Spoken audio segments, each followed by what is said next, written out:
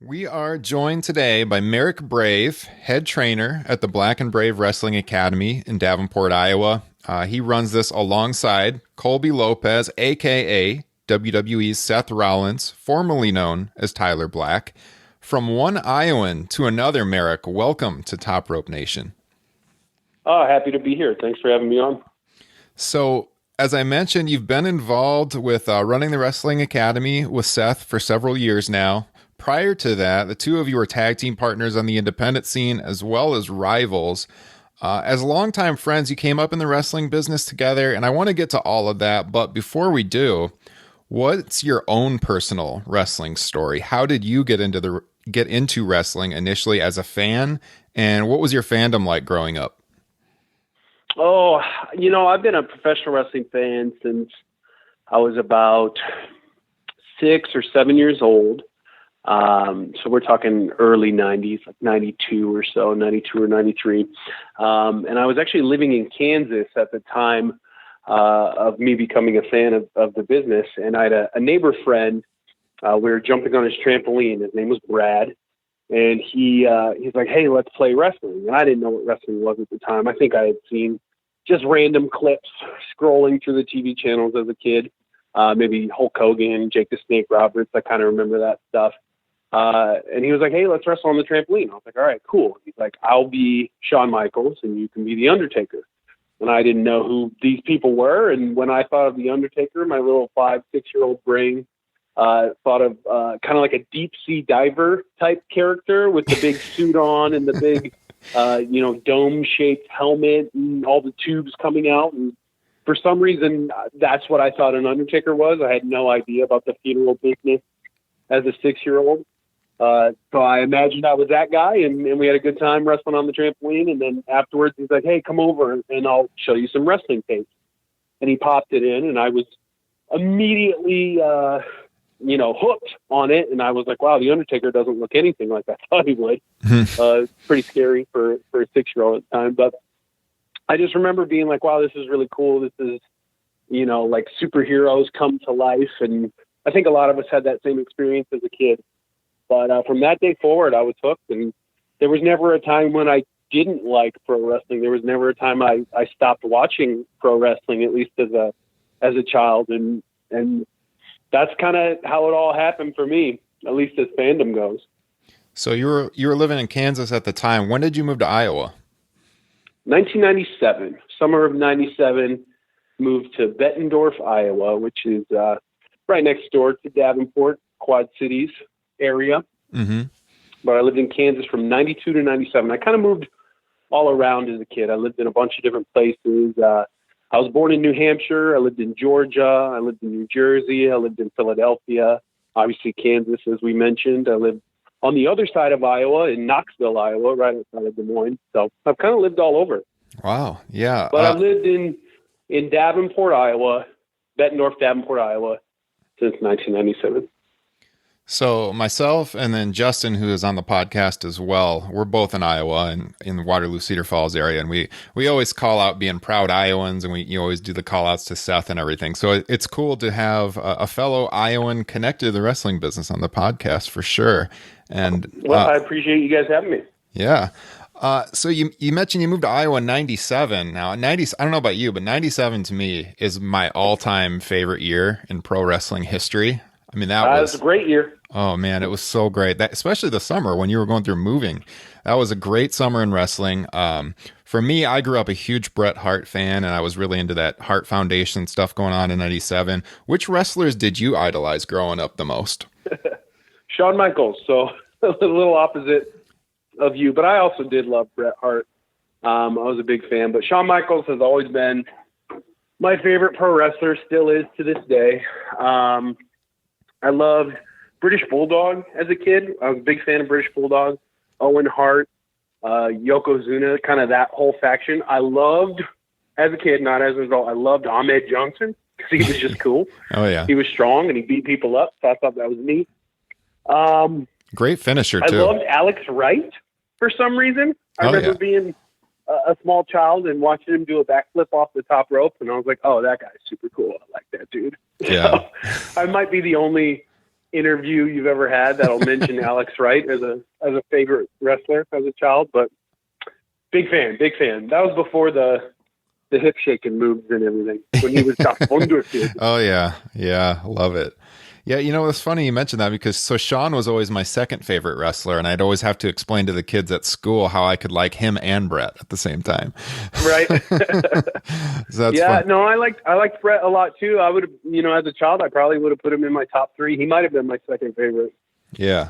Were most of your friends at school fans, or was this thing where you had like a small knit group of friends that were wrestling fans, or like how would you describe your upbringing and like your teenage years as far as watching wrestling? Were a lot of the people you hung around into it, or? You know what? I would say a lot of my friends at school were not fans of pro wrestling, but a lot of the kids in my neighborhood were. I grew up, relatively poor as a child, and my family wanted to send me to a Catholic school, a private school, because they thought it would be a better education. So a lot of the students at my school were from more affluent backgrounds, so to speak. So that's traditionally, at least back then, not kind of the demographic for professional wrestling. Yeah. So a lot of the kids in my neighborhood, who grew up poor like I did, we loved pro wrestling, but a lot of the kids at school couldn't have cared less. So I was there drawing Shawn Michaels hearts on my notebook, and Razor Ramon's razor symbol and all that stuff. And man, I don't know what they were into. The Atlanta Braves. Yeah. a lot of Braves fans at my school in Kansas for some reason. I feel like in the 90s, like every other kid was a Braves fan. I had a ton of friends who were Atlanta Braves fans too, because they were just so good constantly. That pitching rotation was crazy good. Yeah, for sure. So did you go to wrestling school pretty much immediately after you graduated high school? Yeah, I graduated in June. It's actually an interesting story, because I started wrestling on the independent scene after doing multiple one-day training camps with different guys in the area. And some guys were actually pretty notable. I did camps with, and Seth and I would go to these together, but we did camps with Samoa Joe and Christopher Daniels and Shane Douglas and guys like that. So we were being taught properly. We just weren't going to an official wrestling school yet, but we knew how to bump. We knew how to do all the moves. Our psychology was very much lacking at this point. But we started wrestling the summer before our senior year in high school, when we were both 17 years old. But as soon as we graduated high school, he went off to go to the Ring of Honor training school, which CM Punk was running at the time. Long story short, I'm sure a lot of people know, but he kind of ran out of money, didn't have a place to live, was sleeping in his car for about a week, and he was like, this just isn't going to work for me. So he moved back home. But in the meantime, we were talking almost every day over AOL Instant Messenger. And he was like, hey, I'm going to come home and we're going to go to wrestling school together, because I was looking at schools in Chicago. So he came back, we found Danny Daniels School, and we decided to head out. So when did you and Seth initially cross paths then? How did you get to know each other? We actually met outside of a local arena. We call it the Mark. It's something different now. But we were waiting for tickets for a SmackDown taping. It was actually the day before my 16th birthday, so I'll always remember that. His birthday's a month before mine. So he was 16. I was about ready to turn 16. And me and my group of friends went there, and we saw just a couple of, I don't know, kind of scraggly looking young individuals wrestling, doing some backyard wrestling in like a mulch pit outside the arena at like midnight the night before. And we were like, oh man, those guys look cool. We should probably be friends with them. We did our own little trampoline wrestling type deal. But these guys were doing all these cool flips and everything. And we're like, oh man, I think we get along with these guys. So we went and talked to them, and we became friends, and man, we've been friends ever since. That's been 18 years ago at this point. That's pretty crazy how that came about there then. Out there wrestling just in front of the Mark of the Quad Cities. Yep, random happenstance, not We didn't meet them, at school or at an actual wrestling event. We met them waiting in line for tickets to buy SmackDown tickets, and now this man wrestles on television every single week. So Wow. It's weird how things work out like that. That's wild. All right. So you go to Chicago then. You've done like the 1-day camps, you said. You go to Chicago to train. Which wrestling school was that, by the way? We went to Danny Daniels Wrestling School. He's the owner of AAW, one of the largest independent promotions in the country right now.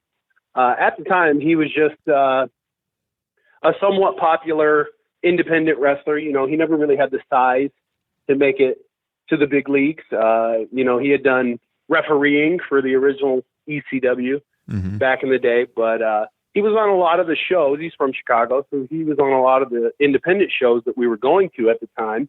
And we always enjoyed his work. Seth, more so than I. He was a bigger fan of Danny than I was, and I always give Danny shit for that now.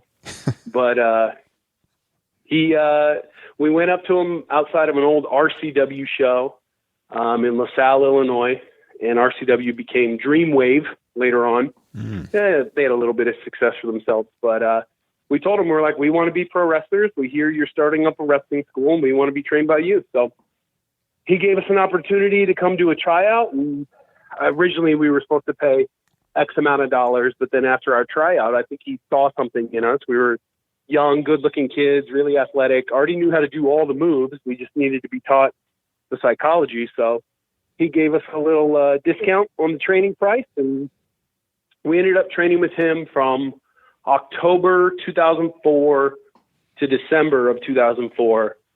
And then I made my wrestling debut, trained wrestling debut against Danny Daniels for AAW in December of 2004. But Seth had a broken jaw at the time, which he suffered in an independent match back home against an MMA guy who didn't know how to work very well, but broke his jaw with a right forearm directly across the face. So Seth didn't debut until January of 2005. So I can always pull my vet card on him if I need to. You know what I mean? Yeah. Pull that at the school. If you want to listen to the real grizzled veteran, you got to listen to me. Exactly. I have a month's experience over him. So this next question then, since you talked about how you had learned to do a lot of the moves and stuff at the camps you had gone to, so this might go back a little bit, but what would you say was the hardest part of the business to learn for you, whether that is the psychology or just moves in general? Moves weren't too difficult. Not to sound too boastful or anything, but Seth and I were able to kind of do anything that was asked of us in regards to the move department. Like I mentioned, we both had a lot of experience on trampolines, which sounds kind of funny to say, but in reality, jumping on a trampoline and doing all the flips and twists and stuff, it kind of does give you pretty good control over your movements, control over your body. So we didn't have difficulty with any of the moves. The psychology aspect was another story. It's a little bit more difficult to be taught the psychology, to grasp the psychology, and then to be able to execute it when asked to. So I think that's probably a similar story with a lot of the guys and girls you'll talk to, but I think psychology is probably one of the harder things to grasp. And honestly, I'm not sure if it's anything you can ever really master. You can probably get pretty close, but the business evolves and it changes throughout time, which means psychology changes throughout time. And there's always new things to learn and new things to try and master. So I'm not sure we ever did master it, probably still working on it today. But honestly, helping our students to learn and work on their craft in regards to psychology helps us as well. Since opening the school 6 years ago, both Seth and I have talked about it many times that we've become better wrestlers or smarter workers because of the school that we run and the students that we teach. So, yeah, I think that was probably the more difficult thing to learn was psychology over moves. So as you started to get more involved on the independent shows and everything, would you say you were wrestling more in the Chicago area or back home in Iowa, more in Illinois? Like how were you taking those early bookings? I'll tell you what, we wrestled anywhere and everywhere that would have us. Any promotion that wanted us on their show, we were there. We were wrestling multiple times every week, all across the country. We did a lot of bookings in Chicago, a lot in Wisconsin, a lot in Indiana. We wrestled for IWA Mid-South a lot. Obviously, we took a lot of bookings back home in Iowa, but we were kind of all over the place at that point, and we were branching out and doing a little bit more in the Ohio Valley area, East Coast, and down south when I initially suffered my neck injury, pretty devastating neck injury. So unfortunately, we weren't able to bring the tag team too much further than that at the time. But yeah, we were working all the time. And I think that's just kind of the way it needs to be for a lot of the young up-and-comers is repetition. You got to get your reps in. So the best way to do that is to do it in front of a live audience. And to do it in front of a live audience, you got to make the sounds. You got to hit the highway and get on these shows because there's no substitute for live reps. Who would you say were kind of the premier independent groups to work with during that era? So we're kind of talking mid-2000s, I guess 05, sure. 06. Everyone wanted to get to Ring of Honor. I'm not sure how many people consider that an independent promotion. Back then, it was more so an independent promotion than it is now. That was the top one. Unfortunately, I had a tryout for them, and that's actually where I suffered my neck injury. So I was never able to actually work for Ring of Honor, even though I was slated to be an original member of Age of the Fall alongside Tyler, and then Jimmy Jacobs was the leader there. Mm-hmm. I think my position was eventually given to Necro Butcher, which is kind of cool. Somehow I morphed into Necro Butcher, like Transformer style. But IWA Mid-South was obviously a really big promotion at that time, had some of the top independent talent. When we started, we were on shows with CM Punk, Colt Cabana, Chris Hero, Jimmy Jacobs, Alex Shelley, Eddie Kingston, Chris Candido. The list goes on and on and on. IWA Mid-South was really killing it at that point. And we were a big fan. We were big fans of IWA Mid-South. We used to drive 8 hours one way to set up a ring and then watch IWA Mid-South shows. So when we were given the opportunity to wrestle for IWA Mid-South, actually pretty quickly after graduating from wrestling school, we debuted in February 2005. When we were given that opportunity, we jumped at it because that was a great spot to be at that time. Yeah, I remember like tape trading kind of in that era for IWA Mid-South. Oh, yeah, tapes. Absolutely. They were huge. And not DVDs. People think when you say tape trading, you mean DVDs. No, actual VHS tapes. I had TPI 2004, which in my opinion is the best 2 nights of American independent wrestling ever. And I was fortunate enough to go to that live. I had that on like a 4 VHS set back when it came out in late 2004. Mm-hmm. Yeah, I remember going and buying like the 10, 20 packs of VHS at Best Buy just for wrestling tape trading during that time. Yeah, absolutely. It was certainly a different era. I don't think the up and comers nowadays. It's true. They don't understand it. They're a little spoiled. They can take their cell phones out and they can have somebody record their match as it's happening. Back in the day, we had to wait until the next month to hopefully get a VHS or a DVD of the show we were on. And it didn't always work out that way, but we talk about this on the show sometimes, but like, yeah, I don't think people that are younger fans realize what that was like because now you can, I got all the streaming services, the WWE Network, YouTube. Back then, like tape trading, haul them to the post office and stuff. I think if I would have had access to all of this streaming back then, I would have almost never left my house. Just for all the time. I think, like you said, people don't understand how difficult it was to be a wrestling fan back in the day, specifically an independent wrestling fan. If you were a wrestler on the independent level or you were a fan of independent wrestling, like you had to really love pro wrestling to do that because it wasn't easy. You had to put a lot of work into your hobby, which I don't know if people are willing to do nowadays. But like I said, we would drive 6 hours, 8 hours one way, set up the ring so that we could get a free ticket. And sometimes those tickets weren't free. They were Ian Rotten said we were going to get a free ticket, but the house was a little light, boys, so I'm going to need your $10. And we turned around and give him the $10, which was our food money for the day, so we didn't eat. Unless Patty had some leftover boiled hot dogs from the crock pot at the end of the night, she'd give it to us for helping out with the ring. But and we turned around and we would drive 8 hours back home and get home at 4 o'clock, 5 o'clock in the morning, and it would be the best day of our lives. So not complaining about it at all, but it's a little different nowadays. In Iowa during that era, I didn't go to a lot of independent shows. I feel like in the northeastern part of the state up here, we just didn't have a lot of independent shows, but down where you guys were in the Quad Cities and then like certainly Des Moines, there was a whole lot more going on. What were like the top independent promotions in Iowa during that time for you? So I run an independent promotion nowadays called SCW Pro. Back in the day, it was just SCW, which stood for Scott County Wrestling. We changed the name because we don't just wrestle in Scott County anymore. But, that was started with my group of friends. That was started in a barn with Seth and some other guys who ended up doing a little bit in these parts, but not too much outside of it.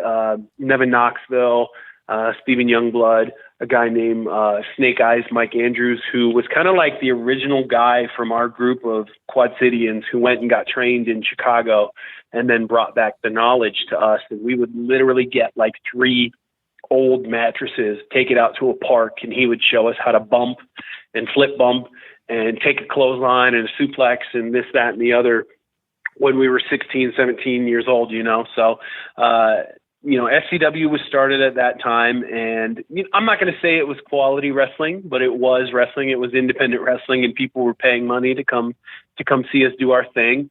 And now it's obviously morphed into one of the more respected companies in Iowa. 3XW became a thing shortly after that, about a year and a half later. And at that point, I was a trained wrestler, so I believe I wrestled on their second show ever. I'm not sure I wrestled on their first. But that was kind of a deal. And then actually my first paid independent show that I ever did was when I was a senior in high school, and I believe it was for IPW in some small town, a town so small that when we were looking for food before the show, it did not have a fast food restaurant. So we were directed to go to the local general store, basically a convenience store. And as we were looking through the scarce amount of food that they had, we found that everything was completely covered in dust and cobwebs, and that's not an exaggeration. That's not hyperbole. That was legit. Everything was literally like old Dinty Moore cans covered in dust and cobwebs, and we're like, you know what? I'm not that hungry anymore. I'm good. The first time I was ever paid to professionally wrestle was against Seth, a.k.a. Tyler, a.k.a. that night, and for one night only, I'm the only person who can ever say they wrestled against a man named Taj the Destroyer. That's right, he named himself Taj the Destroyer as a 17-year-old high school student for IPW in Central Illinois. And I believe he suffered a concussion that night and tried to enter. We have a friend who's actually also the assistant trainer at Black and Brave, wrestles this Crotch or Matt Mayday. And he's 4 years older than us, so he had his own apartment at that time. And it was on the way back from the show that we wrestled for IPW, and we stopped at his apartment. At this point, Taj, a.k.a. Colby, Seth, Tyler, he was concussed from our match. I don't remember exactly how he got that concussion, but, we were a little reckless back in those days. We got back to Crotch's apartment, and across the hallway were some young, attractive women. And, we're 17-year-old kids, and that's kind of our deal at that point. And I remember Crotch's toilet not working, and Seth needed to use the restroom pretty badly, so he knocked on the door of the apartment that belonged to these young women, and he asked to use their toilet, and they were accommodating, and they let him do so. And afterwards, he walked into the living room and he just sat down on their couch. And he was like, "Hey, you guys want to party now?" They were like, "No, get out of my apartment." And he was like, "Oh, come on, let's party." They're like, get out of here before we call the cops. So we had to drag him out of the apartment, kind of kicking and screaming at that point due to that concussion that he had, where he thought it was appropriate just to camp out in somebody's living room and try to have a party. But I think we each got paid, maybe $10 that night, maybe 20 at the most, but that's probably stretching it. And we thought it was the coolest thing in the world. We're like, wait a second, you're going to give us money to wrestle, which is something we want to do anyways. And I remember we went to McDonald's and just stocked up on McChickens and cheeseburgers, and it was the best night of our lives up until that point. But yeah, I would say SCW, 3XW, and IPW were probably the Iowa promotions to watch out for at that point. Yeah, I think so. IPW, they run the Hall of Fame shows up here every summer for the Tragos Thez Hall of Fame, so I'm pretty familiar with them.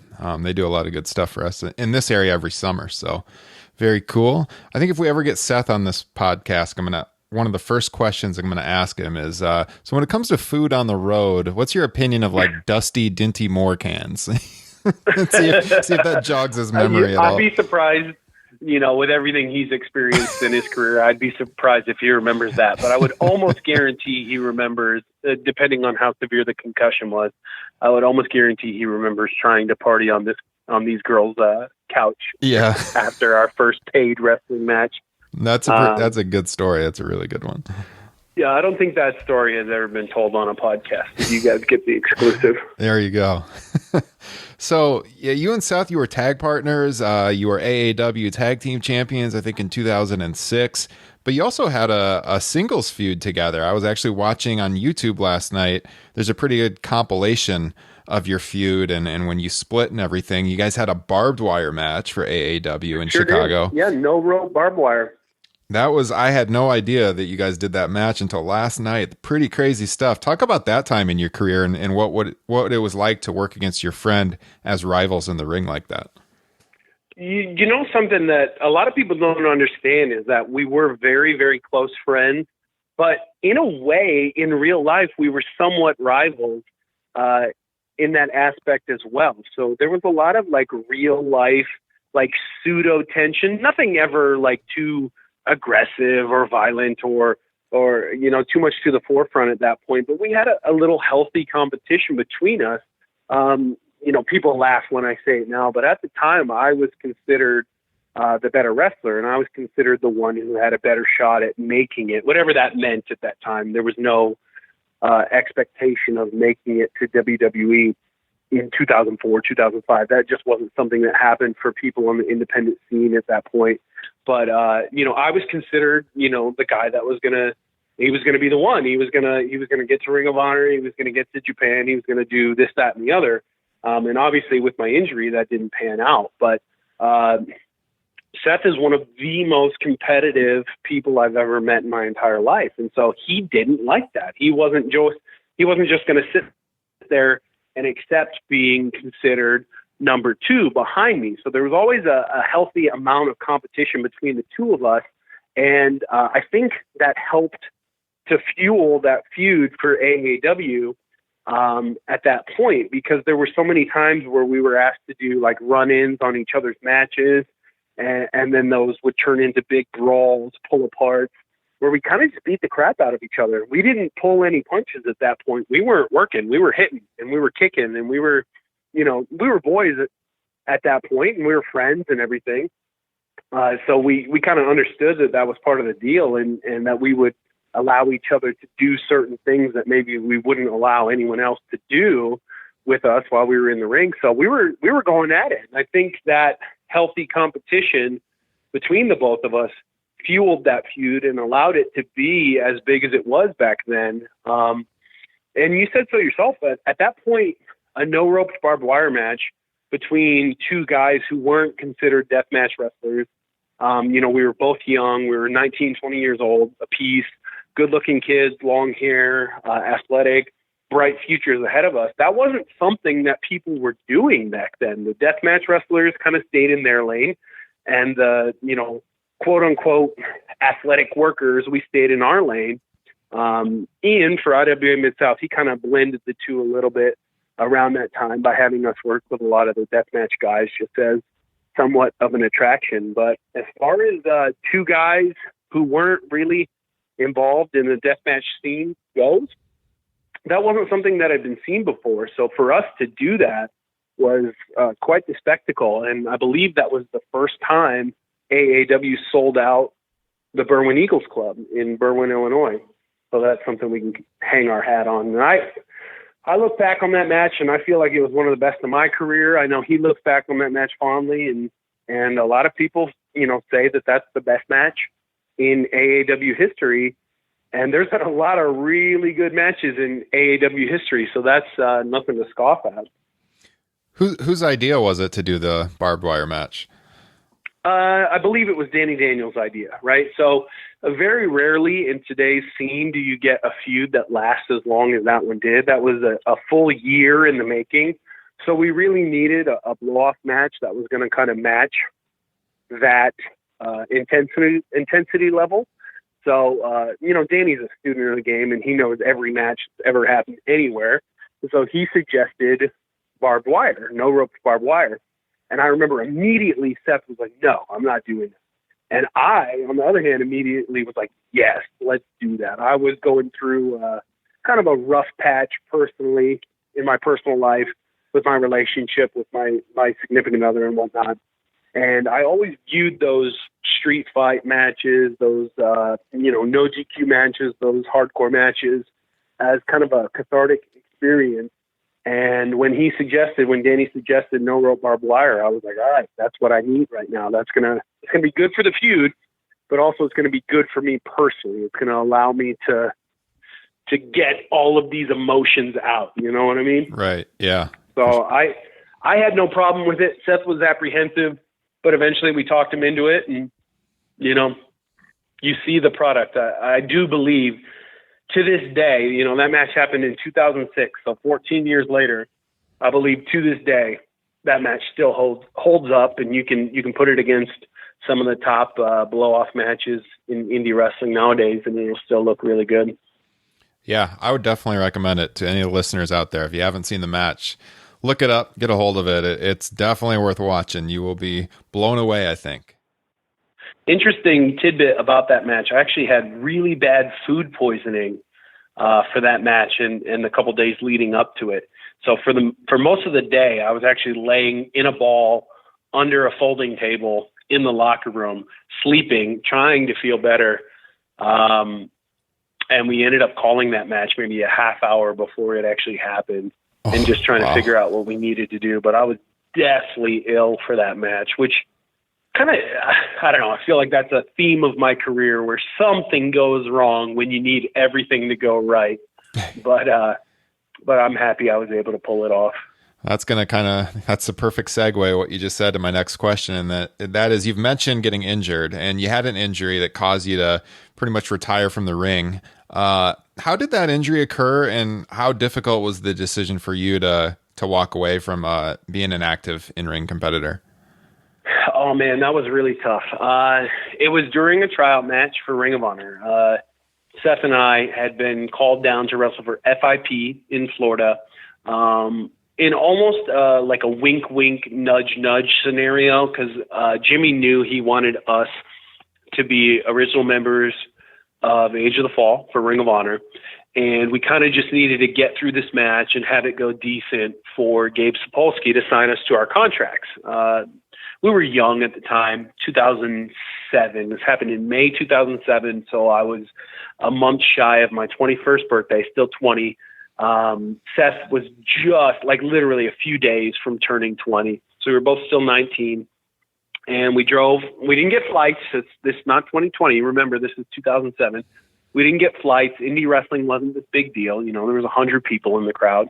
And we drove from Iowa down to Florida, and it was a 2-night shot. We did the first night in Tampa, where we each worked singles matches, and I wrestled the younger Briscoe brother. I believe that is Mark Briscoe, and Colby wrestled Jay Briscoe, and both singles matches went really well, and Gabe was happy with them. And then the next night, Seth and I were to challenge for the FIP tag team titles in the main event in Melbourne, Florida. And everything was going really, really, really well in the match.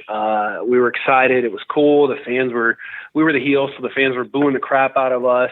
And it was going good. And then there was a spot where I was to do an assisted reverse hurricane runner. So Seth was going to springboard and then push me while I was atop Jay Briscoe's shoulders. And I was going to do a reverse hurricane runner. And we had talked about this in the back, and I just made sure that, they were comfortable doing that. That is something that they had experience with before, and Jay assured me that everything was going to be cool. But when it came down to it, unfortunately, it wasn't. And as I went backwards, instead of backflipping over the top of me, which is how that move is executed properly, instead he basically just took a back bump. And I'm not a short guy. At that point, I believe I was still growing, so I was like 6'1" or so. And I might have even been a little bit taller than Jay. So not necessarily the move you want to do when you're a taller wrestler, but I had done it numerous times before with no incident. But unfortunately on this night, instead of flipping, he essentially took a back bump, and I was midway through my flip. My forehead made contact with the mat, and this 210-pound man took a back bump on top of me when only my forehead was in contact with the mat. So my neck bent completely backwards. The back of my skull was touching in between my shoulder blades. And then all that weight came crashing down on top of me too. So I just instantly, I knew something was wrong. And I had never experienced an injury like that while I had been working. And I almost, if you watch the tape, you can see a big bulge in the middle of my back from where my muscles stretched out and then contracted together.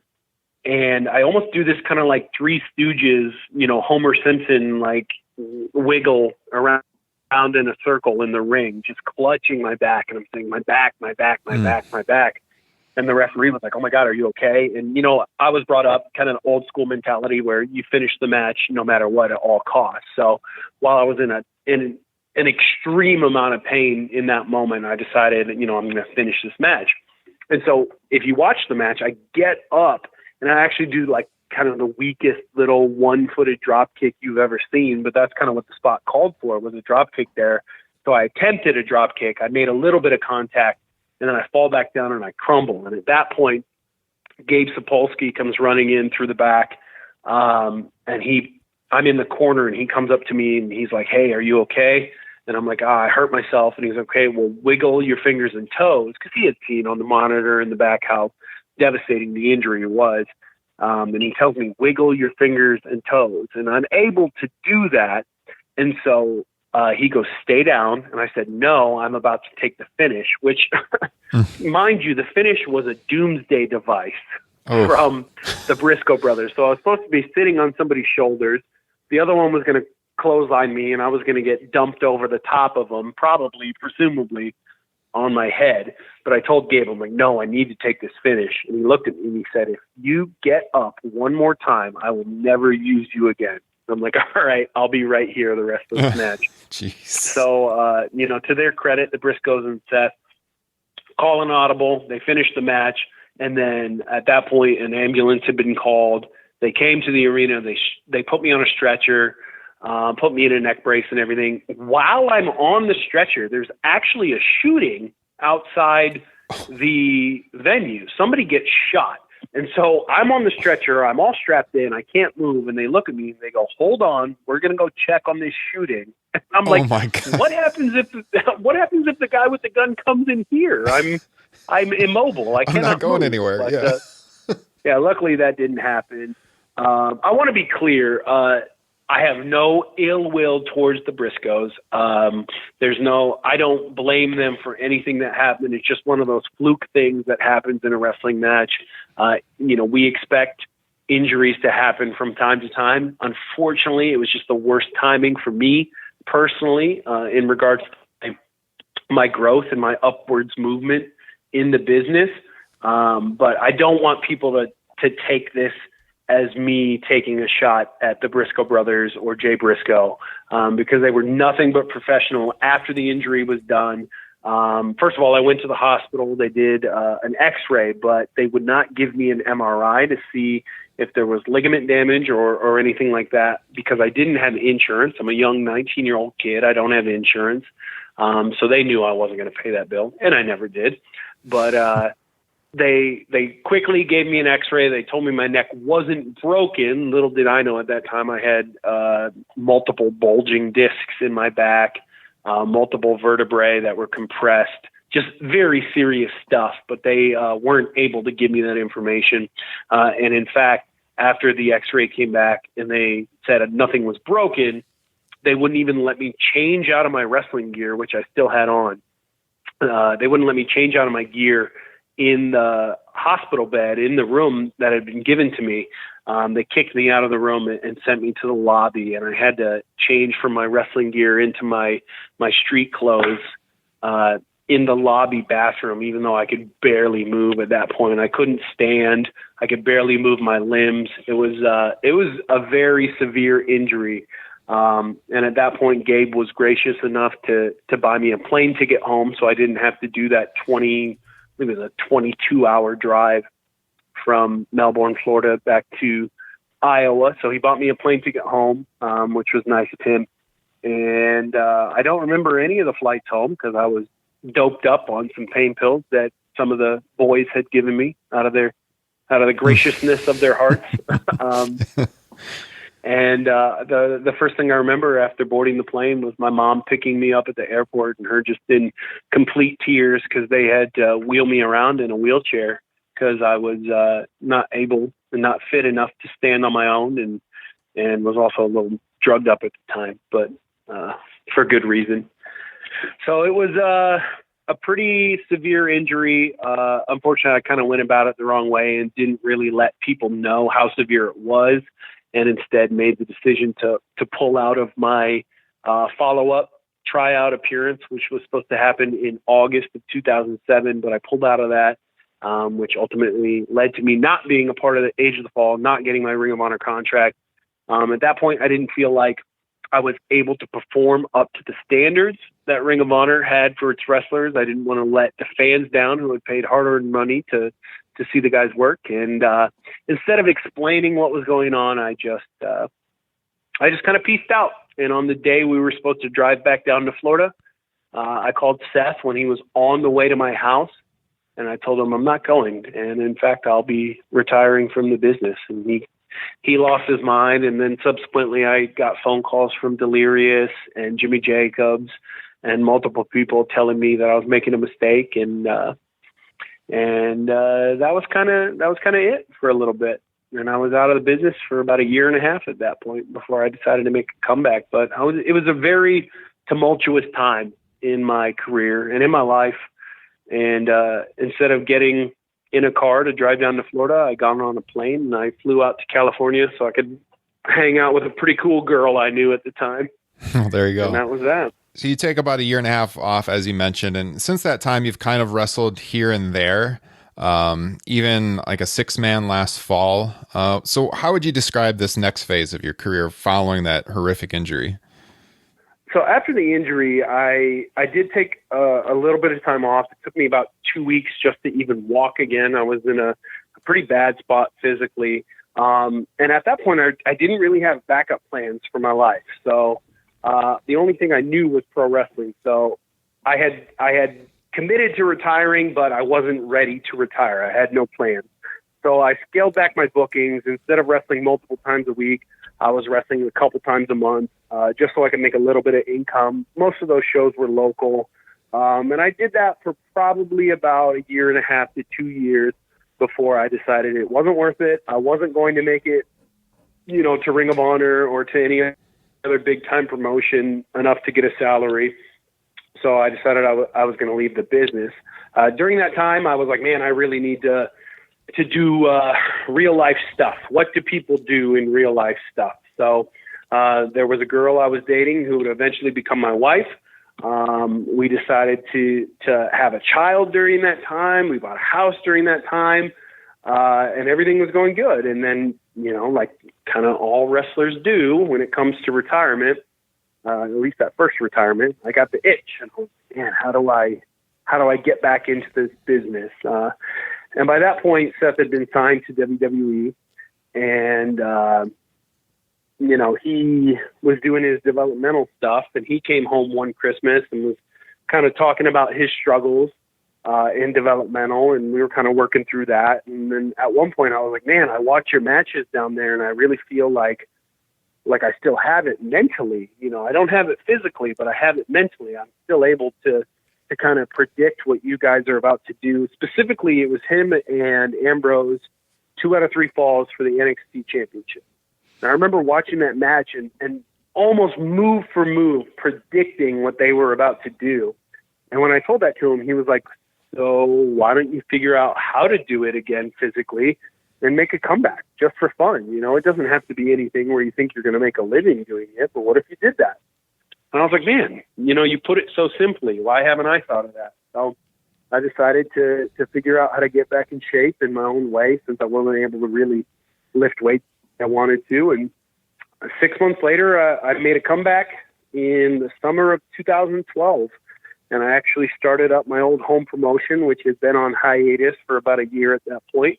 And I took over SCW, later, known now as SCW Pro. And we started running shows again. And then when I started doing that there was a lot of interest in me making the rounds again in the Midwest. And I started getting contacted by 3XW and AAW and other promotions. And I was like, you know what? It's hard to say no when people want you. So I started the independent career back up, and I started making the towns again. And to me, with the pressure off of like, oh, well, this is your career, this is what you have to do to make it big. With the pressure off, it was really easy for me to just focus on one match at a time. And it was really easy for me to focus on just having fun. And those were some of the best years of my career. Little did I know my neck injury was still a big problem.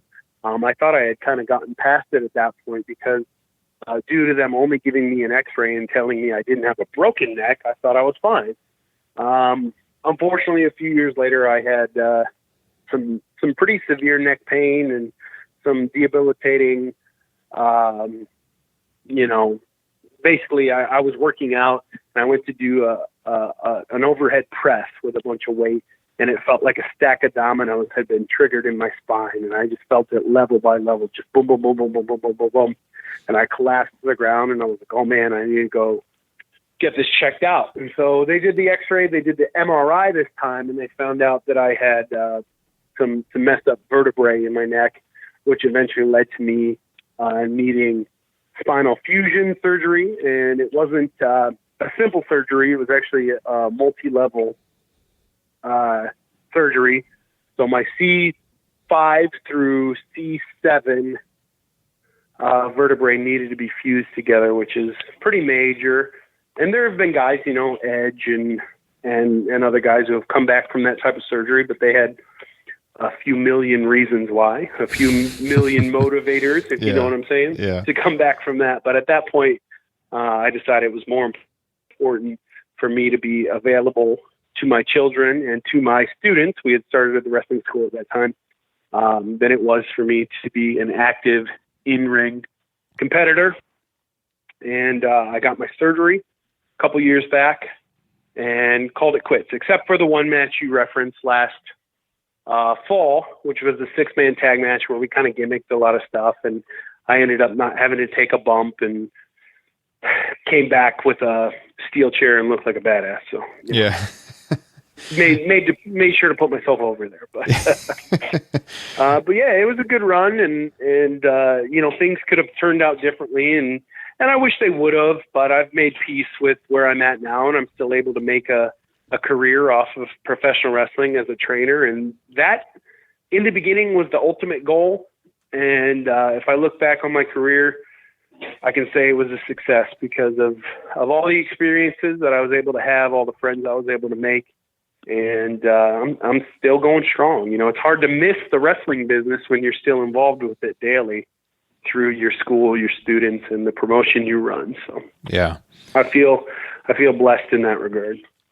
Yeah, for sure. I mean, a horrific experience here, that injury, I think really comes through as you tell the story. And really easy to empathize with what you were going through and how difficult that would have been. But as you mentioned, you do have a pretty good scenario now where you're running the Black and Brave Wrestling Academy with your best friend and doing this for a living full time.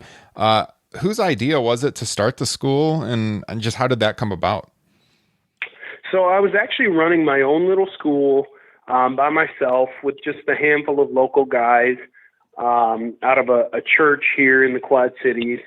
And Seth would check in on me periodically. He was living down in Florida, and he would check in and see how it was going.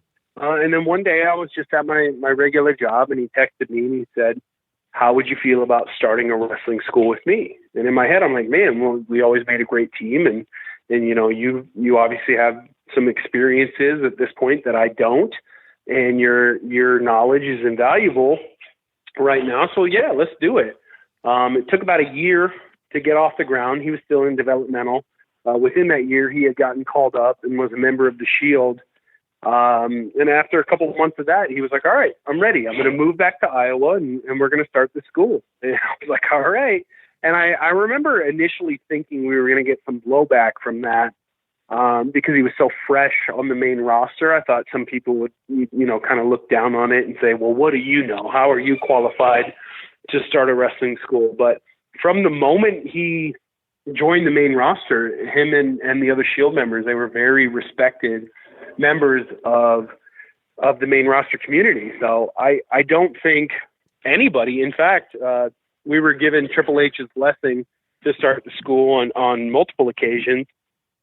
And I think people were kind of pretty stoked that we were getting ready to do that. Because at that point, Danny wasn't training anymore outside of Truth Martini in Michigan and maybe one or two other places. There wasn't really a good spot to learn professional wrestling in the Midwest. So I think a lot of people were pretty stoked that we were getting ready to do that. So like I said, it took about a year from the initial conversation to us announcing it. And we've just been rolling ever since. It's been an awesome experience. All of our classes sell out about a year in advance, even during this pandemic, which has been pretty cool. But there's nothing else, literally nothing else I'd rather be doing right now than coaching at Black and Brave, because it's a dream job. To tell you the truth, I know it sounds cliche, but it really is a dream job. Yeah, you guys opened up a new location not all that long ago. What would you say is the next step in your growth? Well, we just moved locations. We were in Moline, Illinois, which is right across the Mississippi River from Davenport. We just felt we were actually renting space within another gym, and we just kind of felt like it was, time for us to get our own spot and to kind of be in control of everything that we could be in control of. So we opened up our spot in Davenport, and I think we're going on 2 years in that location. So I'm not sure what the next step holds. I think the next step holds just us continuing to do what we're doing. We have, I'm not going to get too specific here, but we have some interest in a couple of our students, actually more than a handful of our students from some major companies. And I think that's probably the next step, is to get a few of our students signed to contracts to help further their careers and show people that, we're able to do that for you, but we're not going to push you into a spot that you're not ready for. Could we have made some calls and gotten some of our guys, some of our girls opportunities before now? Absolutely. We have connections that almost no other wrestling school could possibly have based on Seth's position within the business. But we always told ourselves that's not what it was about. We wanted to make sure that our guys and girls were ready before we put them in that spot. So it's been a while. We've been open for 6 years now, and we've had numerous students show enough progress that we feel good enough about it. And to tell you the truth, some of these students didn't get these opportunities based upon recommendations from us. They got their opportunities based upon their own merits, and that's the best way to do it. So we're really excited for them. We're pretty sure that things are going to go smoothly with that, and hopefully within the next month, 2 months, so on and so forth, we'll be able to make some announcements regarding contracts that these guys and girls are being offered. And that's just great news. That's awesome. It makes me smile every time I think about it as a trainer. Yeah, it's really, really cool. How involved is Seth with the day-to-day at the academy? Oh, very much involved. I get asked that question a lot because it's pretty commonplace for a big name to put their name on a school and then show up on day one to take the money and show up on the last day to take a picture and call it a fucking training class. You know what I mean? Yeah. But that's not what he's about. He wants to be there as often as he can be, and whenever he's not busy with WWE obligations, he is at school, he's in the ring, he's coaching, he's teaching, and his greatest involvement is passing down the psychology. That we go back to that. That's kind of the most important part about the wrestling business is the psychology. And he obviously has experiences that most people don't. He's been in a main event of WrestleMania. He's main evented many pay-per-views. He's held numerous championships. We're the only wrestling school that can claim to have an active top-level WWE superstar as an in-ring trainer while they're still on top. I can't think of any other wrestling school in the history of wrestling schools that can claim to have that. There's been a lot of guys who have retired and opened a wrestling school, but Seth's still doing it. He's still doing it at a top level. He's one of the most popular superstars in the entire world. And when he's not on the road for WWE, he's at our school in Davenport, Iowa, teaching the future generations of professional wrestlers. And I think that's a beautiful thing. Yeah, I think there was a WWE 365, one of those series they filmed at your school within the last year, I think, and kind of showed him in the ring with the students. That was pretty cool to see. Yeah, they've been out filming a couple different times. It's always cool to have them there. They're pretty cool cats, but that's been nice publicity for us. But it's not anything that's staged for the cameras. It's 100% genuine. It's 100% honest. He's there and he cares about our students, and he gives every single one of our students his Facebook and his phone number, and you can text him, you can call him, you can message him, and he will give you his opinion and his advice on the spot. And that's an invaluable resource. Absolutely. So outside of you working at the academy and everything, just to kind of wrap this up, you've done a little work in acting, I guess you could say, because you worked with the History Channel on Night Fight. Talk a little bit about what that was like. Well, I don't know if you could call that acting. Yeah, I kind of struggle if I should call it that. Yeah. It was, it was an experience. I'll tell you what. Everyone always asks what it's like to be hit with, a weapon and an axe or a mace or something like that. But I'll tell you what the real unnerving part is, and that's actually hitting somebody else at full force with a 4-foot battle axe directly on top of their head. I remember reaching back. I did this. Full disclosure, I was not very good on the program. I lost in the first round. I was sent home, and that's completely okay with me. It was very difficult, but it was a blast. I would definitely do it again if I could. It's full armored combat fighting. 100% legitimate. There's no storylines here. There's no working here. This is 100% a shoot. And I remember reaching back with that battle axe far behind my head, and I'm just like time slowed down. And I was like, man, I'm about to hit an adult man in the head with an axe as hard as I possibly can. Like, that doesn't seem like something anyone should ever do. But I'm permitted to do that here. I'm not going to get in trouble. I'm not going to get arrested. I don't know what type of damage I'm about to cause, but here we go. And I clocked him right on top of his dome, and he crumpled to the ground. And everyone was okay, and we all shook hands afterwards, and it was a good time. But it was amazing. It was a fantastic experience. I was super nervous going into it just because it's something you've never done before. You don't know what it's like to be hit in the face with an axe. Yeah. But I do now. And it's not fun. I got busted open.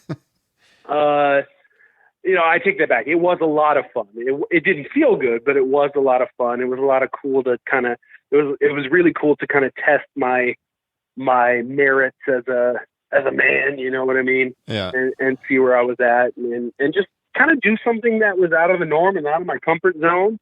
And it was great. And if there's ever a season 2, I would love to be a part of it. Yeah, I didn't know, so I wasn't for sure if it was 100% legitimate or not. So to hear that 100%. So it crazy. actually falls under the guidelines of a United States game show. And there's very strict rules regarding the game shows that you watch on television. If there's any sort of collusion or, surreptitious behavior in a game show, you can go to prison for that. So they told us out of the gate, don't try and fake any of this. This has to be 100% legitimate. And it was difficult. And there were many times I felt like I was going to vomit inside of my metal helmet, which would not have been good. I would have just been covered in vomit at that point. Because it's very difficult to get those things off. They're actually clasped to your back protector, so you can't just take them off. Somebody has to help you with that. So I've just been covered in my own vomit. Thankfully, I didn't vomit. But it was cool. And like I said, I would do it again in a heartbeat because, I played high school football, and that was probably the closest I've felt to that type of competition since then. Crazy. Full contact ass kicking as knights. There you go. Check it out on the History Channel. Swords. The only rules were you couldn't stab someone, because death. You couldn't stab someone, and you couldn't hit someone in the groin or the top of the foot. Because the top of the foot and the groin, those were the only places that weren't protected by armor. Wow. That is wild. Absolutely wild. Well, Marek, this has been a really fun discussion. I really appreciate you coming on Top Rope Nation and kind of telling your story. I think the listeners will get a lot out of hearing about this. I think most of them are probably familiar with the Black and Brave Academy. You guys have formed quite the reputation over the last few years, and your friendship with Seth was really interesting to hear the story about, and your own trials and tribulations as a wrestler. So I just want to thank you again so much for coming on. Hey, I appreciate you guys having me. I'll come back anytime, and hopefully your listeners enjoy this conversation. Where can the listeners follow you on social media? Sure. I do not have a Facebook, so don't even try it. I have a Twitter at mbrave13. I have an Instagram at mbrave13. Of course, there's Black and Brave on Twitter at Black and Brave. There's Black and Brave on Instagram at Black and Brave Wrestling. And then if you want to follow, if you happen to live in Iowa and you want to come out to a local independent show, when the pandemic's done and everything, at SCW Pro on Twitter, Facebook, and Instagram. And you can come meet me in person. I'll take a picture and sign an autograph and maybe give you a little smooch on the cheek and everything. Very cool, man. Well, thank you so much. Hopefully we'll be talking again. Absolutely. Thanks, guys.